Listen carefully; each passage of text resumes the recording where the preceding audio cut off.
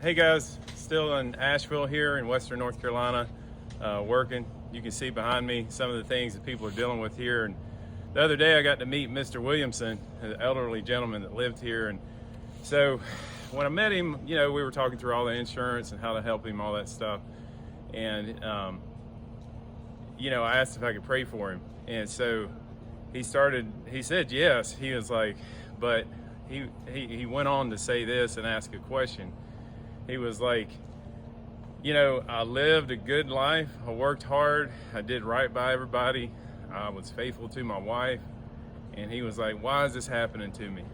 And I want to share something with you to encourage you. If you live in Western North Carolina, or if you're just facing trial, because this is a trial for this man, right? He's lost his home, everything he's worked for. This comes out of Romans 8.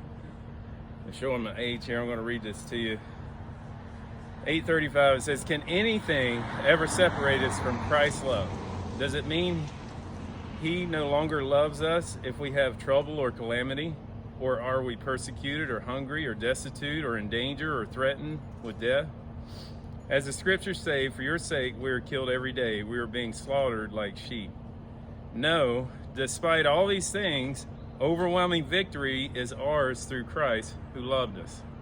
And I am convinced that nothing can ever separate us from God's love, neither death nor life, neither angels or demons, neither our fears for today, not our worries about tomorrow, not even the powers of hell can separate us from God's love.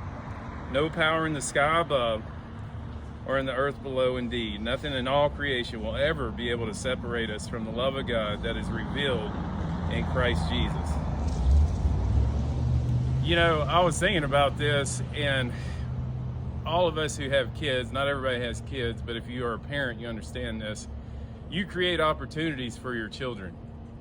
You may create an opportunity for them to do gymnastics, or for my case, ride horses, or wrestle, or whatever it may be that they're interested in, play soccer. And you take your kid to those games, and you take them to the practices, and we all know that in those activities that they love and that they may have a gift in, they're going to get hurt at some point. And it'd be foolish for that child to look at the parent and say, you did this to me. Why is this happening? Why did I hurt my knee? That would be foolish for the child, because the parent in their love has made a place for them to operate in the gift and create and have fun. And life is a symphony of tears and laughter. And God has given us the opportunity here on earth to create with him in our work, in our relationships with our family. And that doesn't mean that when you look across the street and you're like, were they walking closer with God than this man who had been faithful all his life? I don't think so. This man lived a faithful life and continues to do so, and has a relationship with Christ, yet he questioned, why is this happening to me? And, the parent that takes their kid to do things, whatever that activity is, and they get hurt, in their love, they pick them up, they dust them off, they take them to the doctor if needed, and they say, let's get back in the game. Let me help you. You don't want to do this? Let's find something else you're good at. And God is the same way. He's given us this beautiful earth to live in, to enjoy. And I just want to encourage everybody, because we have talked to people who have lost loved ones up here, who have lost houses, who have lost cars. If you look across the street, that poor person has lost their car. They're not getting that back. Or you may just be facing something in life. I want to tell you that there is a joy and a peace that you can walk in even in the midst of these trials. And I want to share one last thing before I shut this down. This is out of John 16. It says, I have told you these things so that in me, speaking of Christ, you may have peace.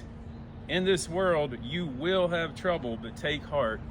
I have overcome the world. When Christ held his arms out on the cross and bled and suffered for us, He screamed from the beginning of time to the end of time that he was in the game with us. He was not separate from us. And that he was willing to give of himself that we may know his love and mercy. And yeah, this life is temporal. It says it's but a vapor. And what we do here matters. I'm pretty wild. I'm pretty rough around the edges. But yet, I know God uses me every day. Because I'm in a relationship with him and I have peace no matter what. So I just want to encourage everybody, whether you're here in Western North Carolina or wherever you're at, that there is a rock that you can stand upon. There is a Father that you can run to, and his name is Jesus Christ. Continue to pray for Western North Carolina.